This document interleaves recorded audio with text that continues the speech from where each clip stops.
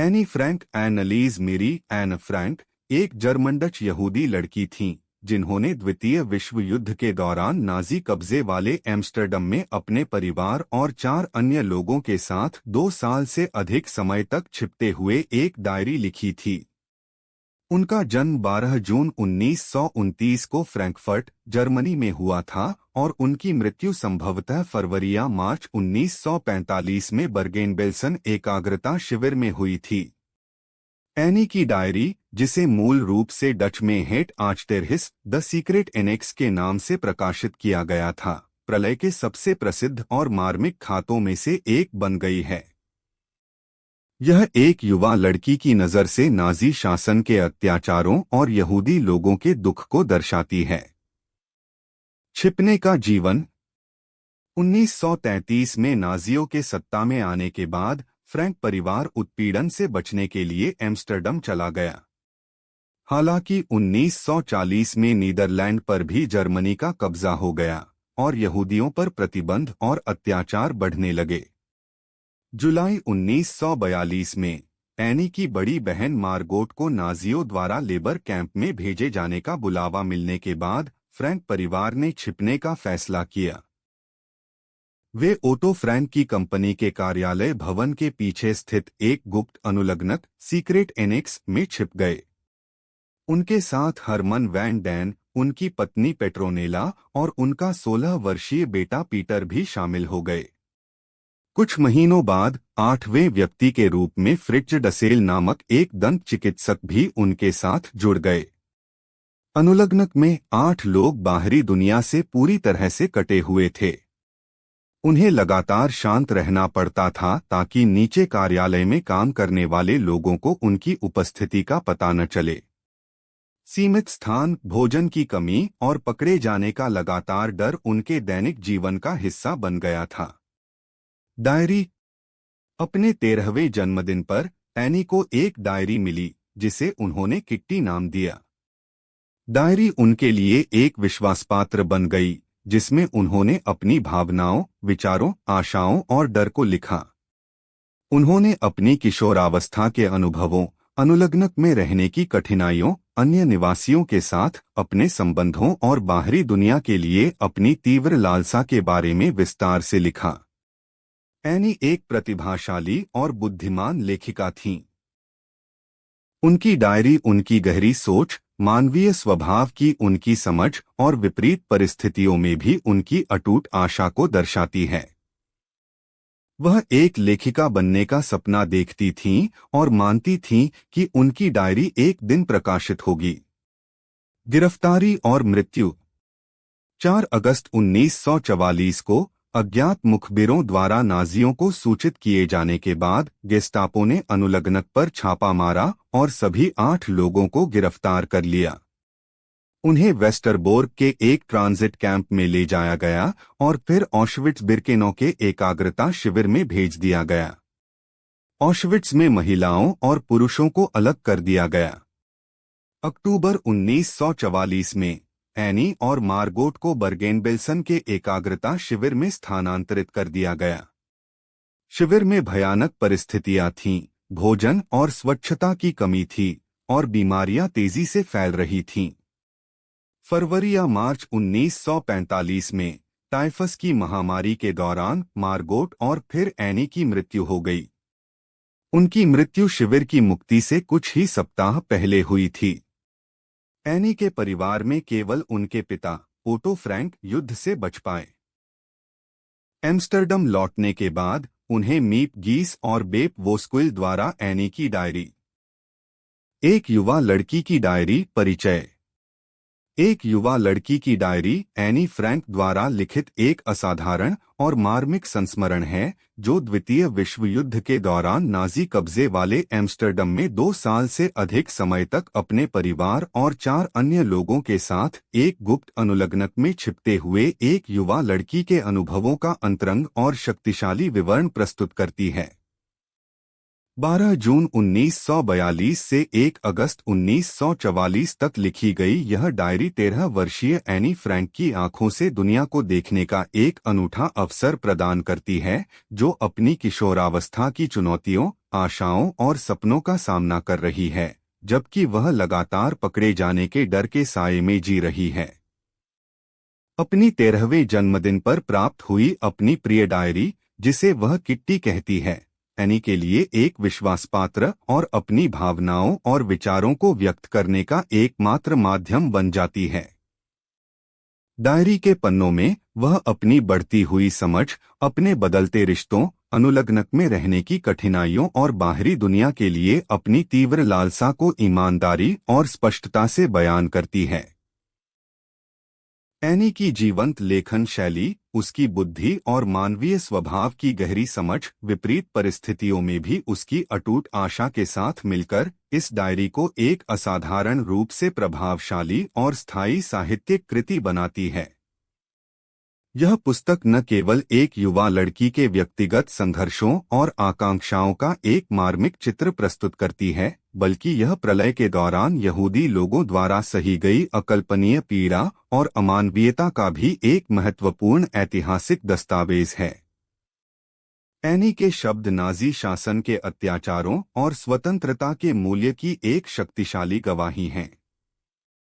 एक युवा लड़की की डायरी एक ऐसी कहानी है जो पीढ़ियों से पाठकों को प्रेरित और आंदोलित करती रही है, जो हमें मानवीय भावना की लचीलापन, सहिष्णुता के महत्व और अन्याय के खिलाफ आवाज उठाने की आवश्यकता की याद दिलाती है। यह एक ऐसी आवाज है जो इतिहास के अंधेरे पन्नों से गूंजती है, हमें याद दिलाती है कि आशा और मानवीयता सबसे कठिन परिस्थितियों में भी जीवित रह सकती है। भाग 1 शुरुआत, छिपने की ओर, 12 जून 1942 अगस्त 1942। यह खंड हमें 13 वर्षीय एनी फ्रैंक से परिचित कराता है, जो द्वितीय विश्व युद्ध के दौरान नाजी कब्जे वाले एम्स्टर्डम में रहती है। एनी एक जीवंत और जिज्ञासु लड़की है, जो अपनी डायरी किट्टी को अपनी सबसे करीबी विश्वासपात्र मानती है। अपनी शुरुआती प्रविष्टियों में वह अपने परिवार, अपनी बड़ी बहन मार्गोट और अपने प्यारे माता पिता के साथ अपने खुशहाल जीवन का वर्णन करती है। वह अपनी सहेलियों और स्कूल के अनुभवों को साझा करती है, एक सामान्य किशोरी के उत्साह और चिंताओं को दर्शाती है। हालांकि नाजी शासन के बढ़ते शिकंजे के बीच एनी के जीवन में धीरे धीरे अंधेरा छाने लगता है। यहूदियों पर बढ़ते प्रतिबंध, जैसे कि सार्वजनिक स्थानों पर जाने पर रोक और पहचान के लिए डेविड का पीला सितारा पहनना अनिवार्य करना, उनके दैनिक जीवन को बाधित करते हैं और डर का माहौल पैदा करते हैं। एनी इन प्रतिबंधों को अन्यायपूर्ण और अपमानजनक पाती है और अपनी डायरी में अपनी निराशा और गुस्से को व्यक्त करती है। इस खंड में फ्रैंक परिवार के छिपने के दुखद निर्णय का महत्वपूर्ण क्षण आता है। मार्गोट को नाजियों द्वारा लेबर कैंप में भेजे जाने का बुलावा मिलने के बाद ओटो और एडिथ फ्रैंक ने पहले से तैयार किए गए एक गुप्त अनुलग्नक सीक्रेट एनेक्स में छिपने का फैसला करते हैं। यह अनुलग्नक ओपेक्टा नामक ओटो फ्रैंक की कंपनी के कार्यालय भवन के पीछे स्थित एक छिपा हुआ अपार्टमेंट है। जुलाई 1942 की सुबह फ्रैंक परिवार अपनी बिल्लियों को पीछे छोड़कर और कुछ आवश्यक सामानों के साथ भारी मन से अनुलग्नक में प्रवेश करता है। एनी अपनी स्वतंत्रता के अचानक छिन जाने और अपनी परिचित दुनिया को पीछे छोड़ने के दर्द को मार्मिक ढंग से व्यक्त करती है। अनुलग्नक में शुरुआती दिन अनिश्चितता और समायोजन से भरे होते हैं। उन्हें लगातार शांत रहना होता है ताकि नीचे कार्यालय में काम करने वाले लोगों को उनकी उपस्थिति का पता न चले। इस भाग में हमें अनुलग्नक के पहले कुछ हफ्तों के दौरान अन्य निवासियों से भी परिचित कराया जाता है। वैन डैन परिवार, जिसमें हरमन वैन डैन, उनकी पत्नी पेट्रोनेला और उनका 16 वर्षीय बेटा पीटर शामिल हैं। एनी शुरू में श्रीमती वैन डैन को बातूनी और दिखावटी पाती है, जबकि वह पीटर को शर्मीला और अनाड़ी मानती है। इन शुरुआती मुलाकातों के दौरान ही अनुलग्नक में रहने वाले 8 लोगों के बीच जटिल गतिशीलता की नींव रखी जाती है। एनी अपनी डायरी में अनुलग्नक के भौतिक विवरण का भी वर्णन करती है, जिसमें तंग कमरे, पर्दे से ढकी खिड़कियां और साझा संसाधनों की कमी शामिल है। वह अपनी खोई हुई स्वतंत्रता, बाहरी दुनिया के लिए अपनी लालसा और सामान्य जीवन जीने की अपनी इच्छा को व्यक्त करती है। इस खंड के अंत तक पाठक एनी और उसके परिवार की कठिन परिस्थितियों और अज्ञात भविष्य के बारे में गहराई से जान जाता है। छिपने का निर्णय उनके जीवन को हमेशा के लिए बदल देता है और एनी की डायरी इस अभूतपूर्व और चुनौतीपूर्ण अनुभव का एक अनूठा और अंतरंग दृष्टिकोण प्रदान करती है।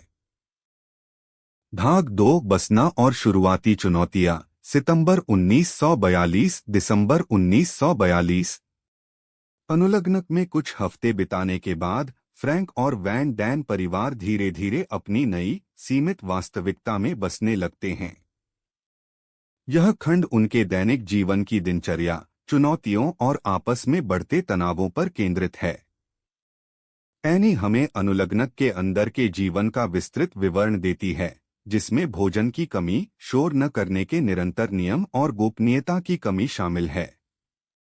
छोटी छोटी चीजें जैसे पानी का राशन और शौचालय का उपयोग भी चिंता और घर्षण का कारण बन जाती हैं।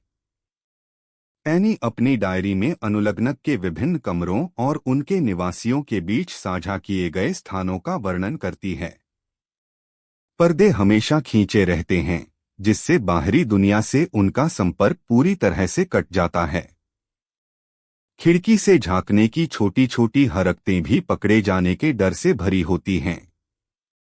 एनी बाहर की दुनिया को याद करती है, खासकर प्रकृति, खुली हवा और अपनी सहेलियों को। वह अपनी डायरी में अपनी भावनाओं को व्यक्त करती है, जिसमें अकेलेपन की भावना और सामान्य जीवन जीने की तीव्र इच्छा शामिल है। इस भाग में 8वें व्यक्ति, बूढ़े दंत चिकित्सक श्री अल्बर्ट डसेल का अप्रत्याशित आगमन होता है। उनके आने से पहले से ही तंग जगह और बढ़ जाती है और संसाधनों पर दबाव और बढ़ जाता है। एनी को श्री डसेल के साथ अपना छोटा सा कमरा साझा करने के लिए मजबूर होना पड़ता है, जिससे उनके बीच तुरंत तनाव पैदा हो जाता है। एनी श्री डसेल की आदतों को कष्टप्रद पाती है और अपनी गोपनीयता के उल्लंघन पर नाराजगी व्यक्त करती है। अनुलग्नक में रहने वाले विभिन्न व्यक्तित्वों के बीच टकराव भी इस खंड में स्पष्ट होने लगता है। श्रीमती वैन डैन अपनी दिखावटी हरकतों और ध्यान आकर्षित करने की इच्छा के कारण एनी को परेशान करती हैं। श्री वैन डैन कभी कभी स्वार्थी और मूडी व्यवहार करते हैं। एनी अपने माता पिता के साथ भी अपनी किशोरावस्था के विद्रोह और गलतफहमियों का अनुभव करती है। वह अपनी मां के साथ एक विशेष रूप से कठिन रिश्ता साझा करती है, जिसे वह अक्सर आलोचनात्मक और समझने में विफल पाती है। इसके विपरीत वह अपने पिता के प्रति गहरा स्नेह और सम्मान महसूस करती है। हालांकि इन चुनौतियों के बीच एनी अपनी बुद्धि और अवलोकन की तेज भावना को भी दर्शाती है।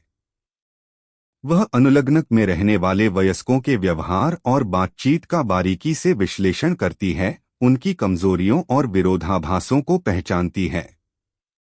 वह खुद के बारे में भी आत्मनिरीक्षण करती है, अपनी कमियों को स्वीकार करती है और एक बेहतर इंसान बनने की इच्छा व्यक्त करती है।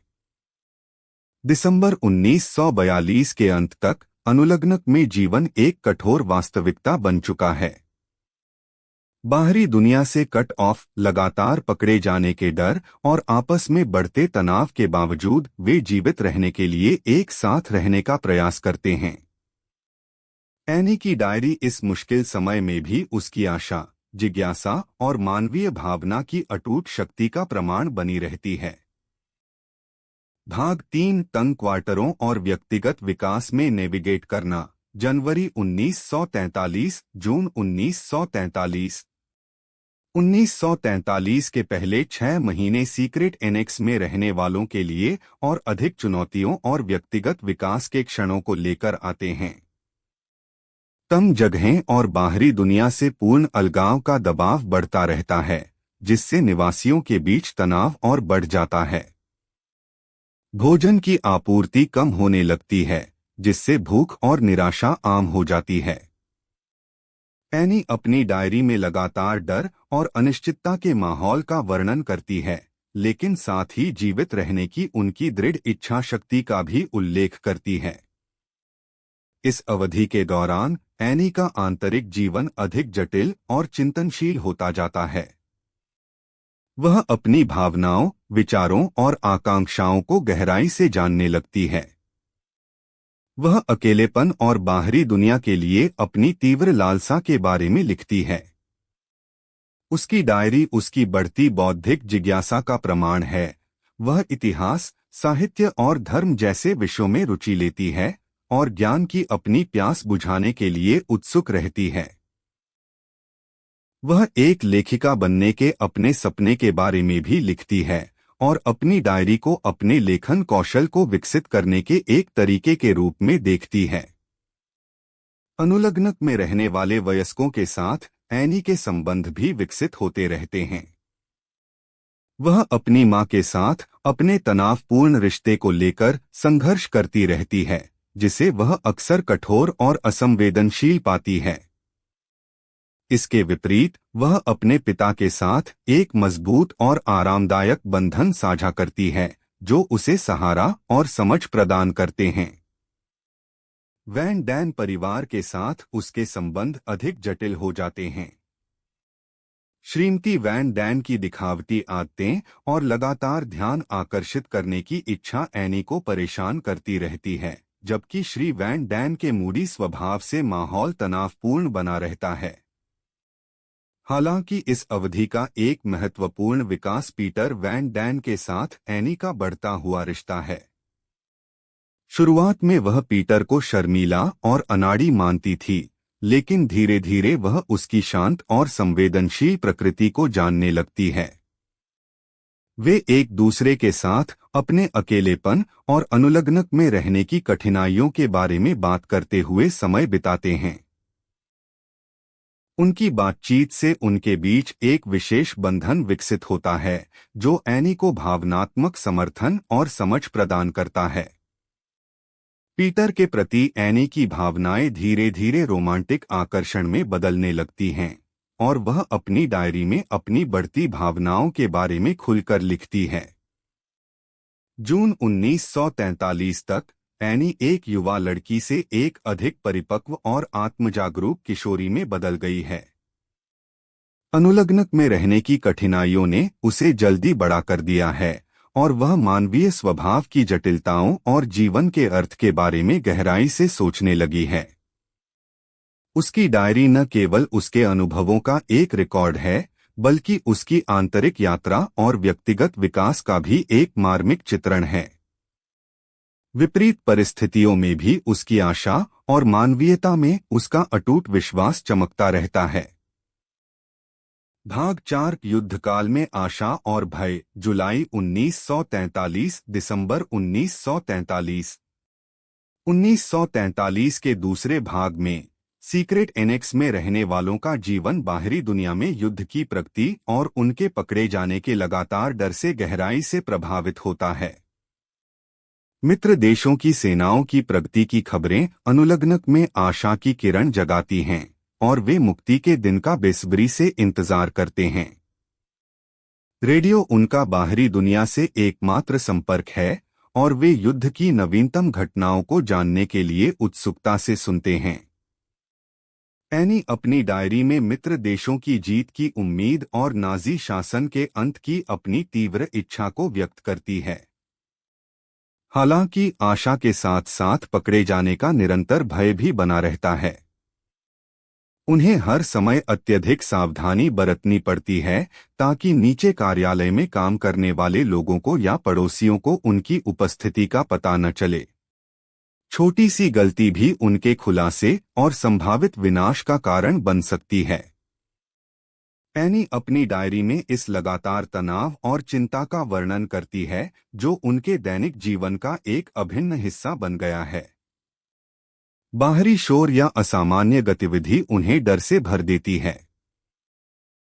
इस अवधि के दौरान एनी यहूदियों के उत्पीड़न की अन्याय और क्रूरता के बारे में अपनी बढ़ती जागरूकता को भी दर्शाती है।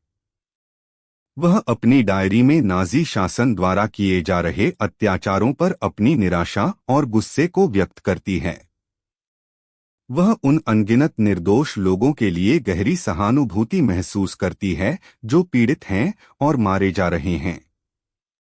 एनी का मानना है कि यहूदियों को अंततः न्याय मिलेगा और अत्याचार करने वालों को दंडित किया जाएगा। कठिनाइयों और डर के बावजूद अनुलग्नक में रहने वाले अपने जीवन में सामान्यता के छोटे छोटे पलों को खोजने की कोशिश करते हैं। वे एक साथ भोजन करते हैं, कहानियां साझा करते हैं और छोटे मोटे उत्सव मनाते हैं।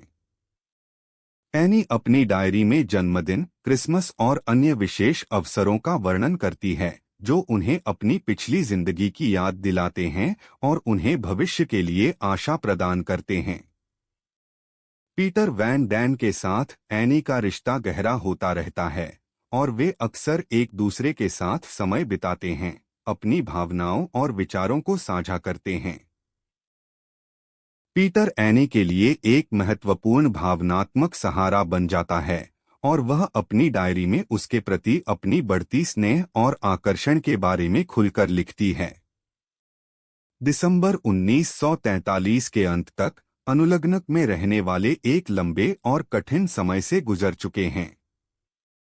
बाहरी दुनिया में युद्ध जारी है और उनकी मुक्ति की कोई निश्चित समय सीमा नहीं है। पकड़े जाने का खतरा हमेशा मंडराता रहता है।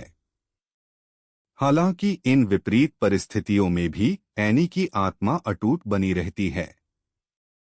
उसकी डायरी उसकी आशा, उसके मानवीयता में विश्वास और बेहतर भविष्य के उसके अटूट सपने का प्रमाण है।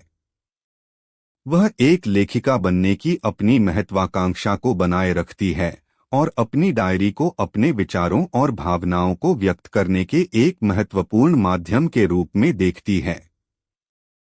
भाग 5 बड़े होना और आत्मखोज, जनवरी 1944 अप्रैल 1944। 1944 के शुरुआती महीने एनी फ्रैंक के लिए शारीरिक और भावनात्मक विकास के महत्वपूर्ण समय हैं। वह अब एक 13 वर्षीय लड़की नहीं रही बल्कि एक 15 वर्षीय किशोरी के रूप में विकसित हो रही है जो अपनी पहचान, अपनी भावनाओं और दुनिया में अपनी जगह को समझने की कोशिश कर रही है। सीक्रेट एनेक्स की सीमित दुनिया में भी एनी के भीतर बदलाव आ रहे हैं जो उसकी डायरी प्रविष्टियों में स्पष्ट रूप से दिखाई देते हैं। इस अवधि का एक महत्वपूर्ण पहलू पीटर वैन डैन के साथ एनी के रिश्ते का गहरा होना है। उनकी गुप्त मुलाकातें अब अधिक नियमित और अंतरंग हो जाती हैं। वे एक दूसरे के साथ अपनी आशाओं, डर और सपनों को साझा करते हैं। पीटर एनी के लिए एक ऐसा साथी बन जाता है जिसके साथ वह खुलकर बात कर सकती है और वह उसे भावनात्मक समर्थन और समझ प्रदान करता है जिसकी उसे सख्त जरूरत है। एनी अपनी डायरी में पीटर के प्रति अपनी बढ़ती रोमांटिक भावनाओं के बारे में ईमानदारी से लिखती है, जिसमें उसके प्रति आकर्षण, उसकी उपस्थिति में मिलने वाली शांति और एक दूसरे के साथ बिताए गए पलों की खुशी शामिल है। हालांकि एनी का पीटर के प्रति बढ़ता लगाव अनुलग्नक में रहने वाले वयस्कों के बीच चिंता और आलोचना का कारण भी बनता है। श्रीमती वैन डैन विशेष रूप से उनके घनिष्ठ संबंधों को लेकर ईर्ष्यालु और संदिग्ध हैं और वह अक्सर एनी और पीटर के बारे में नकारात्मक टिप्पणियां करती हैं। एनी इन आलोचनाओं से आहत और निराश महसूस करती है क्योंकि वह पीटर के साथ अपने रिश्ते को एक सच्ची और महत्वपूर्ण चीज मानती है। अपने बदलते रिश्तों के साथ साथ एनी खुद को और अपने भविष्य की आकांक्षाओं को भी गहराई से समझने लगती है। वह एक लेखिका बनने के अपने सपने के बारे में अधिक दृढ़ निश्चयी हो जाती है और अपनी डायरी को अपने लेखन कौशल को विकसित करने और अपने विचारों को व्यक्त करने के एक महत्वपूर्ण माध्यम के रूप में देखती है। वह मानती है कि एक दिन उसकी डायरी प्रकाशित होगी और वह लोगों तक अपनी कहानी पहुंचा सकेगी। एनी अपनी शारीरिक और भावनात्मक परिवर्तनों के बारे में भी खुलकर लिखती है। वह अपनी बढ़ती कामुकता, अपने शरीर में हो रहे बदलावों और एक महिला बनने की जटिलताओं को समझने की कोशिश करती है। उसकी डायरी किशोरावस्था के दौरान आने वाली भ्रम, जिज्ञासा और आत्मखोज की तीव्र भावनाओं को दर्शाती है। अनुलग्नक में रहने की कठिनाइयां बनी रहती हैं, लेकिन एनी अब इन चुनौतियों का सामना करने के लिए एक नई परिपक्वता और दृष्टिकोण विकसित कर रही है। वह मानवीय स्वभाव की जटिलताओं को अधिक गहराई से समझने लगती है और लोगों की कमजोरियों और विरोधाभासों को स्वीकार करना सीखती है। वह अपनी भावनाओं को अधिक प्रभावी ढंग से प्रबंधित करना सीखती है और विपरीत परिस्थितियों में भी आशा और सकारात्मकता बनाए रखने का प्रयास करती है। अप्रैल 1944 के अंत तक एनी एक युवा लड़की से एक अधिक आत्मविश्वासी और दृढ़ निश्चयी किशोरी में बदल गई है। पीटर के साथ उसका रिश्ता उसके जीवन में एक महत्वपूर्ण भावनात्मक सहारा बन गया है और लेखन के प्रति उसका जुनून उसे उद्देश्य और प्रेरणा प्रदान करता है। हालांकि अनुलग्नक की सीमित दुनिया अभी भी उसकी वास्तविकता है, एनी का आंतरिक जगत समृद्ध और विकसित हो रहा है, जो उसकी डायरी के पन्नों में स्पष्ट रूप से झलकता है। उसकी कहानी विपरीत परिस्थितियों में भी मानवीय भावना की लचीलापन और विकास की क्षमता का एक मार्मिक प्रमाण है। भाग 6 तीव्र भावनाएं और बाहरी दबाव। मई 1944 जुलाई 1944। मई से जुलाई 1944 तक की अवधि सीक्रेट एनेक्स में रहने वालों के लिए बढ़ती भावनात्मक तीव्रता और बाहरी दबाव की विशेषता है।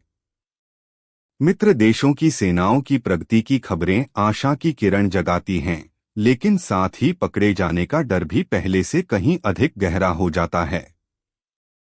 बाहरी दुनिया में युद्ध अपने चरम पर है और अनुलग्नक में रहने वाले हर पल अनिश्चितता और आशंका के साए में जीते हैं। एनी और पीटर वैन डैन के बीच का रिश्ता इस अवधि में और भी गहरा हो जाता है। उनकी गुप्त मुलाकातें अब उनके जीवन का एक महत्वपूर्ण हिस्सा बन गई हैं, जहां वे एक दूसरे को भावनात्मक सहारा और समझ प्रदान करते हैं। एनी अपनी डायरी में पीटर के प्रति अपने गहरे स्नेह और आकर्षण के बारे में खुलकर लिखती है। वह उसके साथ बिताए पलों को संजोती है और उसके साथ भविष्य के सपने देखती है। पीटर एनी के लिए एक ऐसा साथी बन जाता है जिस पर वह भरोसा कर सकती है और जिसके साथ वह अपनी सबसे अंतरंग भावनाओं को साझा कर सकती है। हालांकि एनी और पीटर का बढ़ता हुआ संबंध अनुलग्नक में रहने वाले अन्य लोगों के बीच तनाव और ईर्ष्या का कारण बनता रहता है। श्रीमती वैन डैन विशेष रूप से उनके घनिष्ठता को लेकर आलोचनात्मक और संदिग्ध हैं और उनकी नकारात्मक टिप्पणियां एनी को बहुत परेशान करती हैं। एनी को लगता है कि श्रीमती वैन डैन उनके रिश्ते को गलत समझ रही हैं और उनकी भावनाओं का सम्मान नहीं कर रही हैं। बाहरी दबाव भी इस अवधि में बढ़ता जाता है।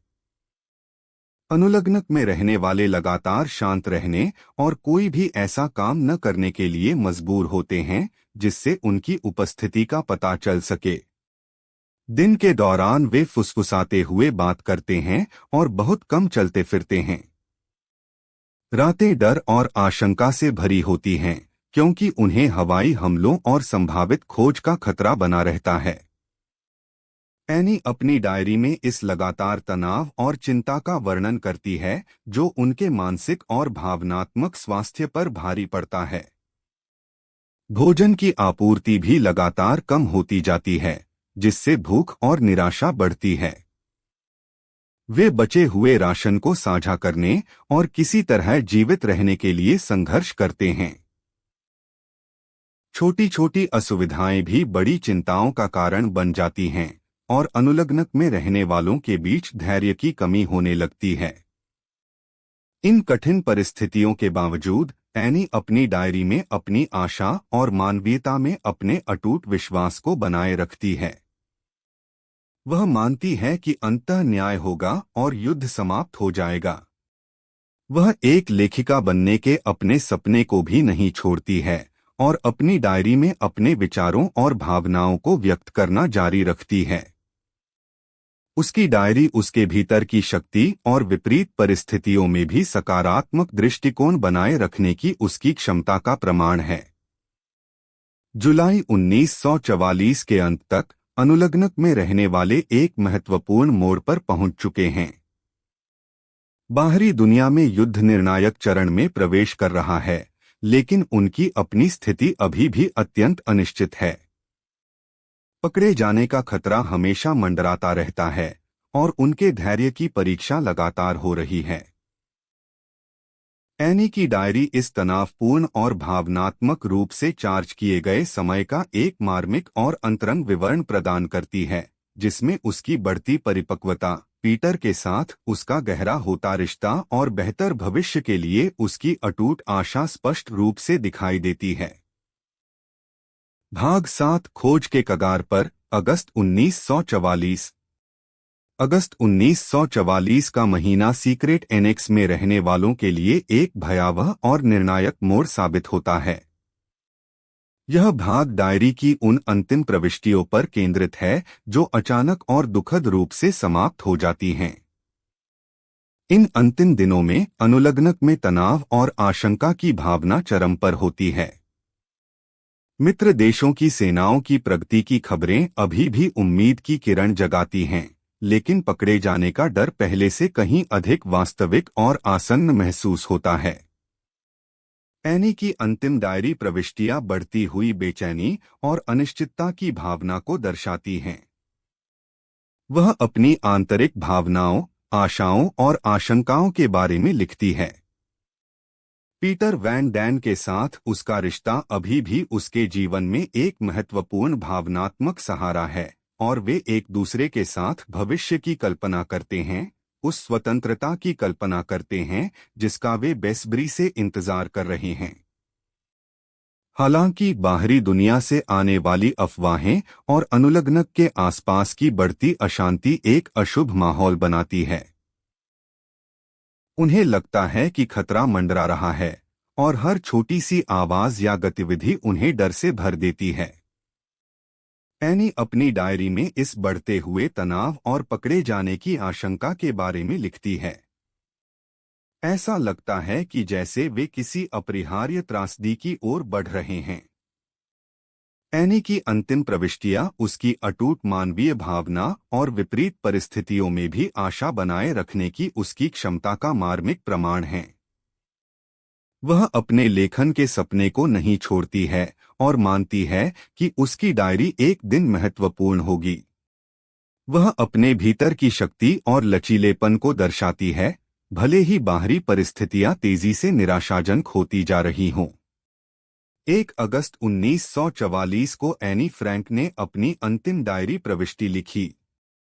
इस प्रविष्टि में वह अपनी आंतरिक उथल-पुथल और विरोधाभासी भावनाओं के बारे में लिखती है। वह अपने दो पक्षों का वर्णन करती है, एक बाहरी, हंसमुख और आत्मविश्वास से भरा पक्ष जो वह दूसरों को दिखाती है, और एक आंतरिक, उदास और असुरक्षित पक्ष जिसे वह केवल अपनी डायरी के साथ साझा करती है। वह इस आंतरिक संघर्ष को व्यक्त करती है और एक ऐसी पहचान खोजने की इच्छा रखती है जो उसकी सच्ची भावनाओं को दर्शाती हो।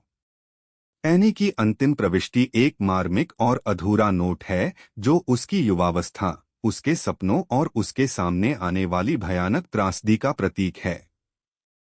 इसके बाद डायरी अचानक समाप्त हो जाती है, जिससे पाठक अनुलग्नक में रहने वालों के भाग्य के बारे में अनिश्चितता और दुख की भावना से भर जाता है।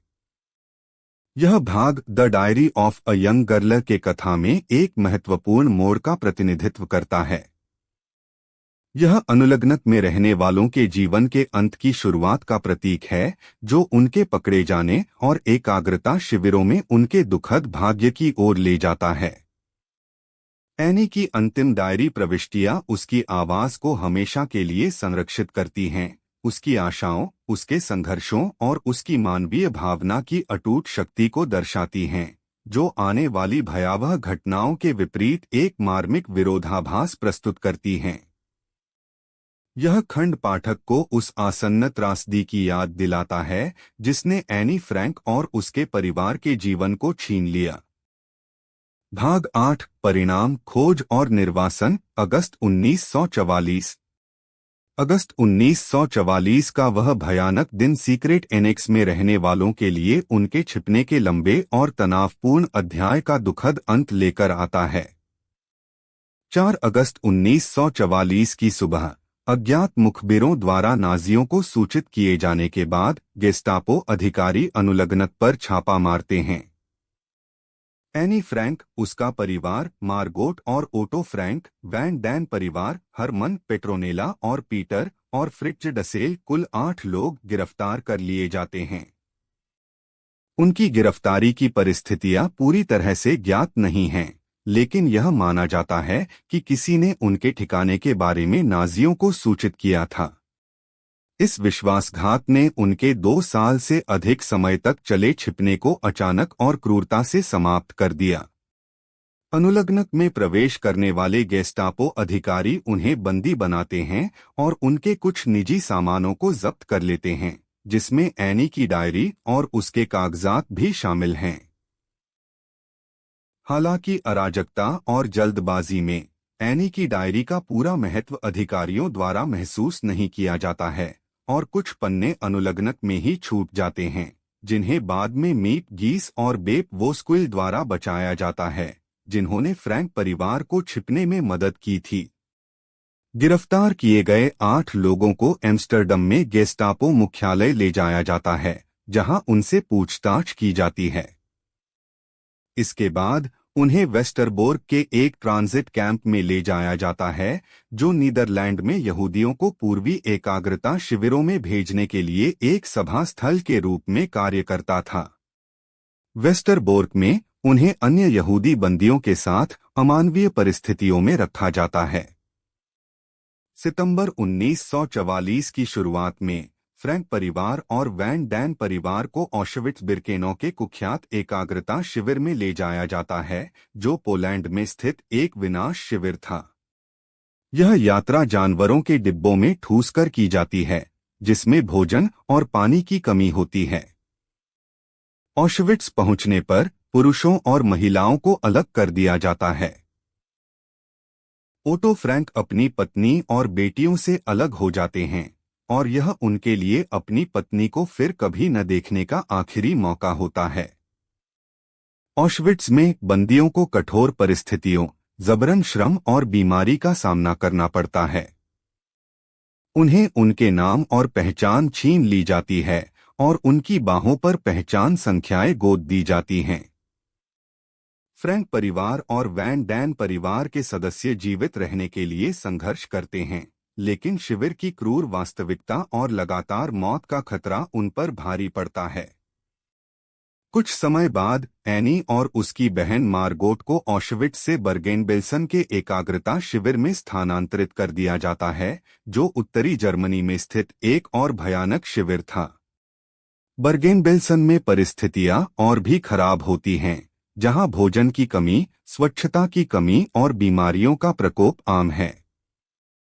भाग 8 अनुलग्नक में उनके छिपने के दुखद अंत और एकाग्रता शिविरों में उनके निर्वासन के भयावह विवरण को दर्शाता है।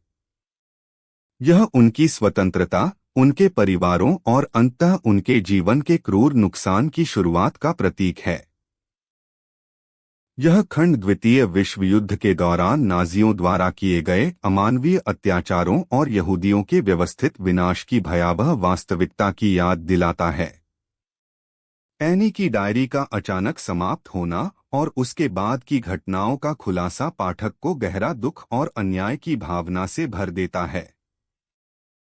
भाग 9 शिविरों में जीवन और हानि, सितंबर 1944 मार्च 1945।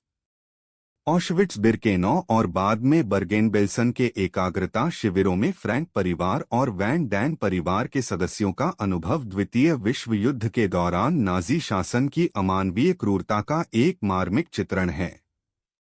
सितंबर 1944 में ऑशविट्ज पहुंचने पर उन्हें अन्य यहूदी बंदियों के साथ अलग कर दिया जाता है और कठोर परिस्थितियों में रखा जाता है। पुरुषों और महिलाओं को अलग कर दिया जाता है, जिससे परिवारों के बीच संपर्क टूट जाता है। ऑशविट्ज में बंदियों को जीवित रहने के लिए अकल्पनीय कठिनाइयों का सामना करना पड़ता है। उन्हें अत्यधिक भीड़भाड़ वाले बैरकों में ठूंस दिया जाता है, जहां स्वच्छता की कमी और बीमारियां तेजी से फैलती हैं। उन्हें नाम और पहचान छीन ली जाती है और उनकी बाहों पर पहचान संख्याएं गोद दी जाती हैं, जो उन्हें एक अमानवीय द्रव्यमान में बदल देती हैं। दिनरात उन्हें कठोर और थकाऊ श्रम करने के लिए मजबूर किया जाता है, जिसमें भोजन और आराम की कमी होती है। भूख, प्यास और ठंड लगातार बनी रहती है, जिससे उनकी शारीरिक और मानसिक शक्ति कमजोर हो जाती है। ओटो फ्रैंक को अपनी पत्नी एडिथ और अपनी बेटियों मार्गोट और एनी से अलग कर दिया जाता है। वह शिविर में जीवित रहने के लिए संघर्ष करता है, हमेशा अपने परिवार के बारे में चिंतित रहता है। उसे बाद में पता चलता है कि एडिथ की ऑशविट्ज में ही भूख और बीमारी से मृत्यु हो गई थी। एनी और मार्गोट को कुछ समय बाद बर्गेन-बेल्सन के एकाग्रता शिविर में स्थानांतरित कर दिया जाता है। बर्गेन-बेल्सन में परिस्थितियां ऑशविट्ज से भी बदतर होती हैं। भोजन की आपूर्ति और भी कम हो जाती है और स्वच्छता की लगभग कोई व्यवस्था नहीं होती है। शिविर में गंदगी और अराजकता का माहौल होता है और बीमारियां तेजी से फैलती हैं। कमजोर और कुपोषित बंदी बड़ी संख्या में मरने लगते हैं। बर्गेन-बेल्सन में एनी और मार्गोट भयानक पीड़ा सहती हैं। वे ठंड, भूख और बीमारी से कमजोर हो जाती हैं। शिविर में फैली महामारी, विशेष रूप से टाइफस, तेजी से फैलती है और कई लोगों की जान ले लेती है। फरवरी 1945 में मार्गोट फ्रैंक की टाइफस से मृत्यु हो जाती है। अपनी बहन की मृत्यु के कुछ ही दिनों बाद मार्च 1945 में एनी फ्रैंक भी उसी बीमारी के आगे घुटने टेक देती है। अपनी युवावस्था और जीवन जीने की तीव्र इच्छा के बावजूद वे नाजी शासन की क्रूरता का शिकार हो जाती हैं। वैन डैन परिवार के सदस्यों का भाग्य भी दुखद होता है। हरमन वैन डैन को ऑशविट्ज में फांसी दे दी जाती है। पेट्रोनेला वैन डैन की भी एकाग्रता शिविर में मृत्यु हो जाती है, हालांकि उसकी मृत्यु की सटीक परिस्थितियां अज्ञात हैं। पीटर वैन डैन ऑशविट्ज में जीवित रहता है, लेकिन बाद में उसे माउथहौसेन के एक अन्य शिविर में स्थानांतरित कर दिया जाता है, जहां द्वितीय विश्व युद्ध समाप्त होने से कुछ ही दिन पहले उसकी मृत्यु हो जाती है। इस भाग में एनी फ्रैंक और उसके साथ अनुलग्नक में छिपे अन्य लोगों के अंतिम दुखद दिनों का वर्णन किया गया है। यह एकाग्रता शिविरों की अमानवीय परिस्थितियों, बंदियों द्वारा सही गई अथाह पीड़ा और नाजी शासन के लाखों निर्दोष पीड़ितों की याद दिलाता है। उनकी कहानियां प्रलय की भयावहता और मानवीय क्रूरता की सीमाओं का एक शक्तिशाली प्रमाण हैं। एनी की डायरी का अचानक अंत और उसके बाद की घटनाओं का खुलासा एक गहरा दुख और अन्याय की भावना पैदा करता है, जिससे उसकी युवावस्था और खोए हुए जीवन का शोक मनाया जाता है। भाग 10 विरासत डायरी का प्रभाव 1945 के बाद द्वितीय विश्व युद्ध की समाप्ति और एकाग्रता शिविरों की मुक्ति के बाद सीक्रेट एनेक्स में छिपे 8 लोगों में से एकमात्र जीवित बचे व्यक्ति ओटो फ्रैंक थे। अपनी पत्नी और बेटियों की दुखद मृत्यु की खबर सुनकर वे गहराई से शोकग्रस्त हो गए थे। एम्स्टर्डम लौटने के बाद उन्हें मीप गीस और बेप वोस्क्विल द्वारा एनी की डायरी के पन्ने सौंपे गए, जिन्हें उन्होंने गिरफ्तारी के बाद अनुलग्नक से बचाया था। शुरुआत में ओटो अपनी बेटी की निजी विचारों को पढ़ने में हिचकिचा रहे थे, लेकिन धीरे धीरे उन्होंने एनी की डायरी के मार्मिक और शक्तिशाली शब्दों को पढ़ना शुरू किया। उन्हें एनी की बुद्धिमत्ता, उसकी भावनाओं की गहराई उसकी साहित्यिक प्रतिभा और विपरीत परिस्थितियों में भी उसकी अटूट आशा को देखकर गहरा आश्चर्य हुआ। उन्हें यह भी एहसास हुआ कि एनी अपनी डायरी को प्रकाशित करना चाहती थी और एक लेखिका बनना चाहती थी। ओटो फ्रैंक ने एनी की इच्छा का सम्मान करने और उसकी डायरी को दुनिया के साथ साझा करने का फैसला किया। उन्होंने पांडुलिपि को संपादित करने और प्रकाशित करने के लिए अथक प्रयास किया। कई अस्वीकृतियों के बाद हेट आर्चटेरहिस द सीक्रेट एनेक्स शीर्षक से डच में एनी की डायरी पहली बार 1947 में प्रकाशित हुई। शुरुआत में इसकी सीमित सफलता मिली, लेकिन धीरे धीरे एनी की कहानी ने लोगों के दिलों को छूना शुरू कर दिया। 1952 में डायरी का अंग्रेजी में अनुवाद the diary of a young girl शीर्षक से प्रकाशित हुआ और इसने दुनिया भर में व्यापक पहचान और प्रशंसा प्राप्त की। एनी फ्रैंक की डायरी एक अंतर्राष्ट्रीय बेस्टसेलर बन गई, जिसका कई भाषाओं में अनुवाद हुआ और लाखों प्रतियां बिकीं।